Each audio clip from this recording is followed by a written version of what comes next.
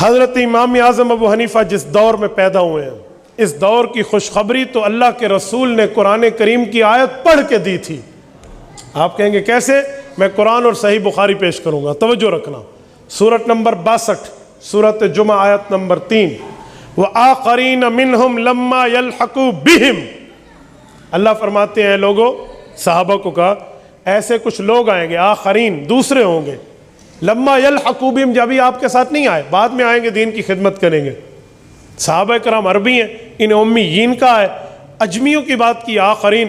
حضرت ابو ہریرہ کی حدیث پاک موجود ہے صحیح بخاری جلد نمبر 2 کتاب التفسیر میں، سورت جمعہ کی اس آیت کے تحت غالباً 637 کے لگ بھگ صفحہ بنتا ہے۔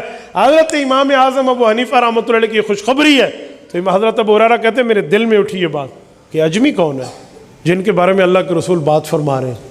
تو میں آگے ہوا اور میں نے اللہ کے رسول سے پوچھا، یا رسول اللہ آپ عربی ہم عربی، اللہ نے عربی زبان میں قرآن اتارا، اب قرآن اتر آیا تو ایک خوشخبری اجمیوں کی آ گئی، وہ کون سی شخصیت ہے، کون لوگ ہیں؟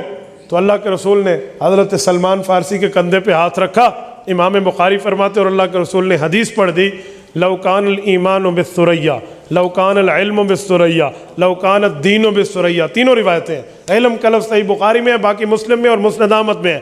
فرمایا اگر ایمان، علم اور دین اتنا بلند ہو جائے گا کہ وہ ثریا ستارے پر پہنچ جائے، اتنا بلند ہو جائے، لتناولہ رجال من ہؤلاء، سلمان فارسی کی قوم یعنی فارسیوں میں سے، اجمیوں میں سے ایسے لوگ آئیں گے جو دین کو وہاں سے اتار کر آپ کی دسترس میں پیش کر دیں گے۔ حضرت ابو ہریرہ نے بات سنی اور بات سنی ہو گئی اور امت تک پہنچا دی۔ اب اجمی کون ہے؟ صحابہ کے بعد جو اجمی آئے ہیں جنہوں نے کوئی کارنامہ بھی تو سر انجام دیا ہو نا، وہی ہوں گے نا، کوئی عام بندہ تو نہیں ہوگا۔ تو وہ کون ہے؟ تو اس میں 4 ائمہ کا ذکر آتا ہے، 4 امام۔ جیسے اس مسجد میں داخل ہونے کے یہ دروازے بڑے 3 ہیں، قرآن کریم پڑھنے کے طریقے 7 ہیں، اسی طرح حدیث پاک پہ عمل کرنے کے طریقے 4 ہیں، حنفی، شافعی، مالکی، حنبلی۔ تو ان کے جو 4 بڑے امام ہیں یہ صحابہ کے بعد آئے ہیں۔ مثلاً امام مالک ابن انس المدنی رحمۃ اللہ علیہ، امام شافعی رحمہ اللہ، حضرت امام احمد ابن حنبل رحمہ اللہ اور امام اعظم ابو حنیفہ۔ ذرا ان میں سرچ کرو، دیکھو عربی کون ہے، عجمی کون ہے، فیصلہ ہو جائے گا۔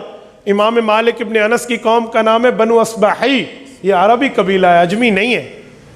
امام شافعی کے قبیلے کا نام ہے مطلبی قریشی، مطلبی قریشی قبیلہ عربی ہے، عجمی نہیں ہے۔ امام احمد کے قبیلے کا نام ہے بنو شیبان، شیبانی قبیلہ عربی ہے، عجمی نہیں ہے۔ تو وہ کون ہے جو صحابہ کے بعد عجمی ہے؟ تو امام جلال الدین سیوطی رحمۃ اللہ علیہ، المتوفی 911 ہجری، ایک واضح جملہ ارشاد فرماتے ہیں تبییض الصحیفہ اپنی کتاب میں، حالانکہ شافعی ہیں مسلک کے لحاظ سے۔ امام سیوطی لکھتے ہیں اول من دون علم الشریعہ ورتبہ ابوابا فهو ابو حنیفہ قد بشرہ النبی صلی اللہ علیہ وسلم۔ کہا جس شخص نے آ کر دین کو ترتیب سے لکھ کر صحابہ کے بعد امت کو دیا ہے وہ امام ابو حنیفہ ہے، جس کی خوشخبری حضور پاک دے کر گئے تھے۔